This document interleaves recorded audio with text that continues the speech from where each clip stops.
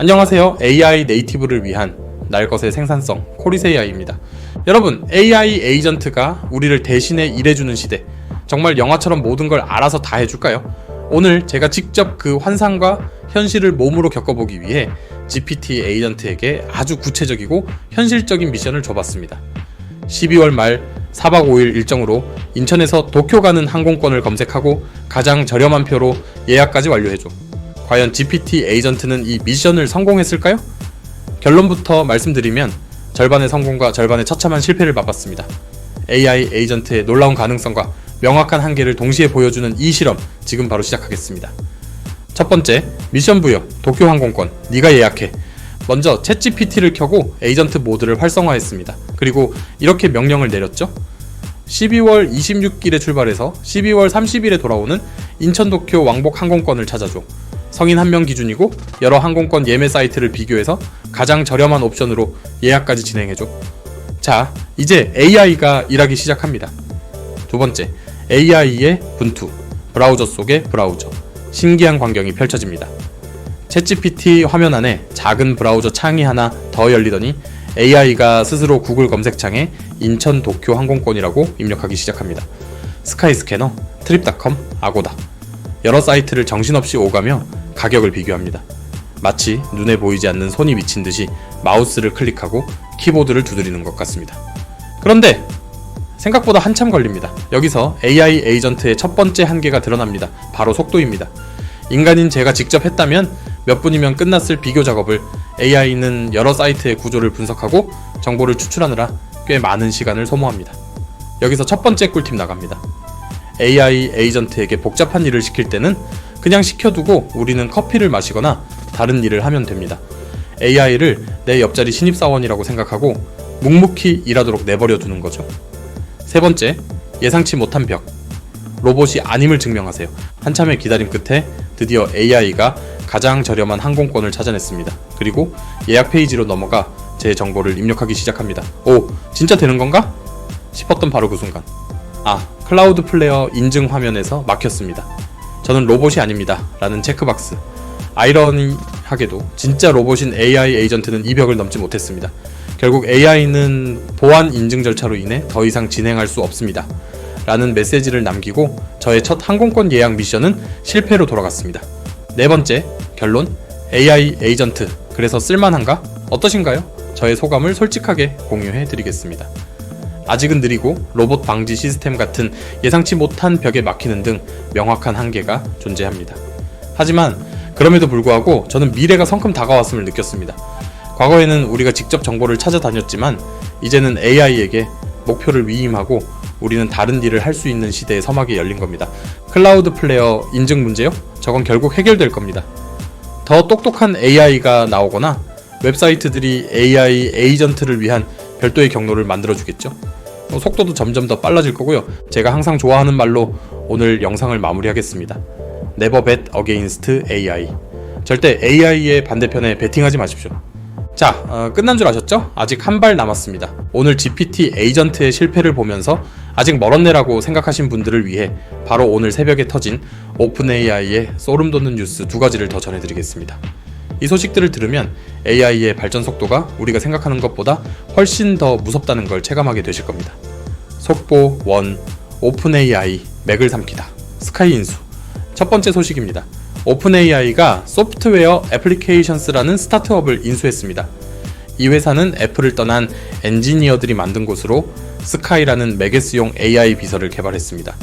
이 스카이라는 녀석은 단순히 질문에 답하는 걸 넘어 지금 내 화면에 떠있는 앱을 직접 조작하고 글쓰기, 코딩, 업무 관리 같은 작업을 실시간으로 도와주는 진짜 에이전트에 가깝습니다. 닉 털리 챗GPT 부사장은 이렇게 말했습니다. 우리는 챗GPT가 사용자의 업무 처리를 돕는 미래를 그리고 있으며 스카이와 맥의 통합은 그 비전을 가속화할 것이다. PM의 관점에서 보면 이건 오픈AI가 더 이상 웹 안에만 머무르지 않고 우리가 매일 사용하는 운영체제의 심장부로 직접 들어가겠다는 야심을 드러낸 겁니다. 챗GPT가 크롬 브라우저를 넘어 맥북의 모든 앱과 연동된다고 상상해보세요. 구글이 검색과 안드로이드로 세상을 장악했듯 오픈AI도 자신만의 독자적인 서비스 생태계를 구축하기 위한 인수합병 전쟁을 시작한 겁니다. 속보2, 카카오톡, 챗GPT와 한 몸이 되다. 챗GPT4 카카오. 두 번째 소식은 바로 우리 대한민국 이야기입니다.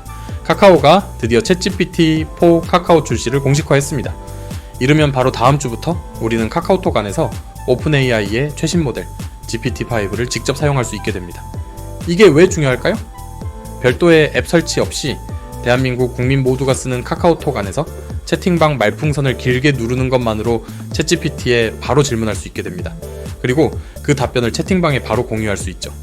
더 무서운 건 선물하기, 예약하기, 카카오맵, 멜론 같은 카카오의 모든 서비스와 연동된다는 점입니다. 친구 생일인데 3만 원대 선물 추천해줘 라고 물으면 챗GPT가 카카오 선물하기 데이터를 기반으로 선물을 추천해주고 바로 결제까지 이어지게 되는 거죠. 이것은 챗GPT가 드디어 일상으로 들어온다는 것을 의미합니다.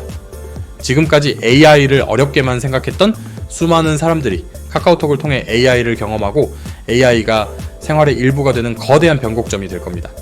최종 결론, 실패는 과정일 뿐 미래는 이미 와 있다.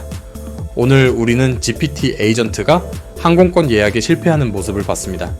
하지만 동시에 오픈AI는 메게스를 인수하고 카카오톡과 한 몸이 되며 우리의 일상과 업무 속으로 무서운 속도로 파고들고 있습니다. 오늘의 작은 실패는 이 거대한 미래로 나아가는 과정의 일부일 뿐입니다. 클라우드 플레이어 인증 문제요? 스카이를 인수한 오픈AI가 메게스 자체를 컨트롤하게 되면 그런 문제는 더 이상 문제가 아닐지도 모릅니다. AI의 발전 속도는 우리의 상상을 초월하고 있습니다. 우리는 이 변화를 두려워할 것이 아니라 적극적으로 이해하고 내 삶의 무기로 만들어야 합니다. 자, 끝난 줄 아셨죠? 아직 한 발 더 남았습니다. 오늘 GPT 에이전트의 실패를 보면서 아직 멀었네? 라고 생각하신 분들을 위해 바로 오늘 새벽에 터진 오픈AI의 소름 돋는 진짜 야망에 대한 뉴스들을 더 전해드리겠습니다. 이 소식들을 들으면 오늘 본 실패가 얼마나 사소한 문제였는지 그리고 진짜 전쟁이 어디서 벌어지고 있는지 깨닫게 되실 겁니다. 속보 1. 당신의 모든 것을 아는 AI 컴퍼니 난리지 출시. 첫 번째 소식입니다. 오픈AI가 챗GPT에 컴퍼니 난리지 컴퍼니 너리지 라는 무서운 기능을 추가했습니다. 이게 뭐냐면 이제 챗GPT가 구글 드라이브, 드롭박스, 기처브 등 우리가 업무에 사용하는 12개 이상의 클라우드 서비스와 직접 연동됩니다. PM의 관점에서 이게 뭘 의미할까요? 이제 우리는 챗GPT에게 이렇게 물을 수 있습니다. 새로운 분석 기능에 대한 고객 피드백 종합해줘. 그러면 챗GPT는 단순히 웹 검색을 하는 게 아니라 우리의 구글 드라이브에 있는 피드백 설문지, 지라의 사인 지원 티켓, 앱스토어의 사용자 리뷰까지 전부 동시에 뒤져서 종합적인 분석 보고서를 내놓습니다. 심지어 각 정보의 출처를 명시해주고 데이터가 서로 충돌하면 이 부분은 정보가 다른데 확인이 필요합니다 라고 알려주기까지 합니다. 이것은 챗GPT가 더 이상 외부 조언자가 아니라 우리 회사의 모든 데이터를 꿰뚫어보는 내부 핵심 전략가가 된다는 것을 의미합니다. 속보 2. 700조짜리 회사의 생존 전략, 플랫폼 앤드 에이전트. 최근 오픈AI의 기업 가치가 700조 원을 넘어서며 삼성전자를 추월했습니다. 하지만 동시에 저 회사는 대체 어떻게 돈을 버나? 라는 AI 거품론도 나오고 있죠. 바로 오늘 새벽에 열린 오픈AI의 데브데이는 그 질문에 대한 샘 알트먼의 대답이었습니다. 전략 1. 모든 길은 챗GPT로 통한다. 플랫폼화. 오픈AI는 월마트와 제휴하여 챗GPT와 대화하며 바로 상품을 구매하는 기능을 선보였습니다. 지성 피부인데 화장품 추천해줘 라고 물으면 챗GPT가 전문 판매원처럼 상담해주고 바로 결제까지 이어주는 거죠. 이것은 챗GPT를 커머스, 여행, 업무 관리 등 모든 서비스의 관문으로 만들겠다는, 즉 플랫폼이 되겠다는 야망입니다. 구글 검색과 카카오톡이 그랬던 것처럼요. 전략 2. 누구나 AI 군단을 만드는 시대, 에이전트 빌더.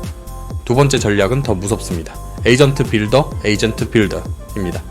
이제 코딩을 몰라도 누구나 레고처럼 여러 AI 에이전트를 조립해서 나만의 자동화 시스템을 만들 수 있습니다. 예를 들어 주식 투자 시스템을 만든다면 재무제표 분석 에이전트, 시장 심리 파악 에이전트, 차트 분석 에이전트를 각각 만들고 이들이 서로 협업해서 최종 투자 결정을 내리게 하는 겁니다. 최종 결론, 기술 혁신 다음은 응용 혁신이다. 오늘 우리는 GPT 에이전트가 항공권 예약에 실패하는 모습을 봤습니다. 하지만 동시에 오픈AI는 우리 회사의 모든 데이터를 분석하고 모든 서비스의 관문이 되며 누구나 AI 군단을 만들 수 있는 미래를 그리고 있습니다. 오늘의 작은 실패는 이 거대한 미래로 나아가는 과정의 일부일 뿐입니다. 기술 발전의 역사를 보면 초기에는 기술 혁신이, 그 이후에는 응용 혁신이 성장을 이끌었습니다. 자동차 대량 생산 기술이 나온 뒤 자동차 할부 금융 시스템이 산업을 완성한 것처럼 말이죠. AI 산업도 마찬가지입니다. 더 똑똑한 모델을 만드는 기술 혁신 단계를 지나 이제 그 AI를 어떻게 활용할 것인가를 고민하는 응용 혁신의 시대가 열렸습니다. 오늘 제가 보여드린 실패는 기술의 한계일 수 있지만 동시에 우리에게 새로운 응용의 기회를 보여주는 신호탄이기도 합니다. 진짜 끝입니다. 다음 시간까지 성장해서 만나요.